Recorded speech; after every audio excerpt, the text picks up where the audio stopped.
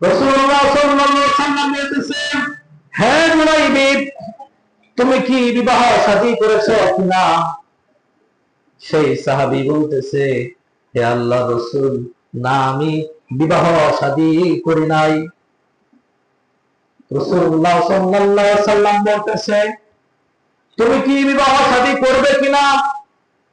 সাহাবী জুলাইব বলতেছে, হে আল্লাহর রাসূল, আমার কোনো ঘর নেই, কোনো বাড়ি নেই, আমার কাছে কে বিবাহ দিবে? আমি একেবারে খাটো মানুষ, একেবারে কুষ্ঠিত মানুষ, একেবারে গরিব মানুষ, আমার কাছে কে বিবাহ দিবে? রাসূলুল্লাহ সাল্লাল্লাহু আলাইহি ওয়াসাল্লাম আরেকদিন তাকে জিজ্ঞাসা করলো, হে জুলাইব, তুমি কি বিবাহ করবে কিনা? জুলাইব বলতেছে, আল্লাহর রাসূল, আমি যাকে বিবাহ করব তাকে একটা শাড়ি কেনার দেওয়ার মতো আমার কাছে কোনো টাকা নেই, আমি কেমনে তাকে মহল্লা দেব? রাসূলুল্লাহ সাল্লাল্লাহু আলাইহি সাল্লাম বলতেছে, তুমি একবার বলো বিবাহ করবে কিনা? জুলাইব মুস্কি হাসলো।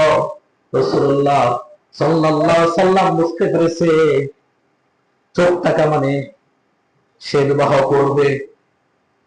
রাসূলুল্লাহ সাল্লাল্লাহু আলাইহি ওয়াসাল্লাম জুলাইবকে একটি চিঠি লিখলেন, লিখে বলতেছে, আইয়ুব আনসারী একজন সাহাবী রয়েছে, সেই সাহাবীর নিকট তোমার পত্রটি নিয়ে দাও।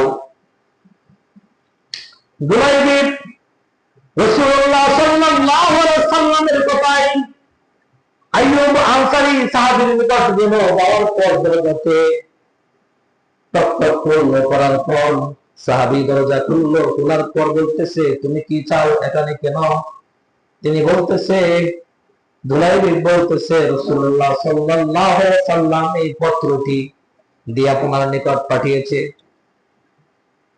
সে বলতেছে, আমি যদি আমার মুখে বলি আপনার মেয়েকে বিবাহ করার জন্য রাসূলুল্লাহ সাল্লাল্লাহু আলাইহি ওয়াসাল্লাম আমাকে পাঠিয়েছে, তাহলে আমাকে না করে দিবে।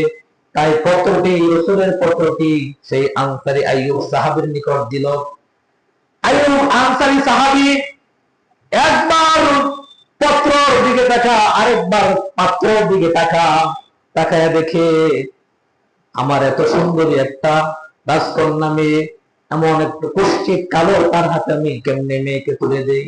আবার চিন্তা করে, রাসূলুল্লাহ সাল্লাল্লাহু আলাইহি ওয়াসাল্লাম যে বিশ্বনবী আমাকে পত্র লিখেছেন, সেই রাসূলুল্লাহ সাল্লাল্লাহু আলাইহি ওয়াসাল্লামকে আমি কি বলবো? সে বলতেছে, ঠিক আছে, আমি আমার স্ত্রীর সাথে পরামর্শ করি, মেয়ের সাথে পরামর্শ করি। তখন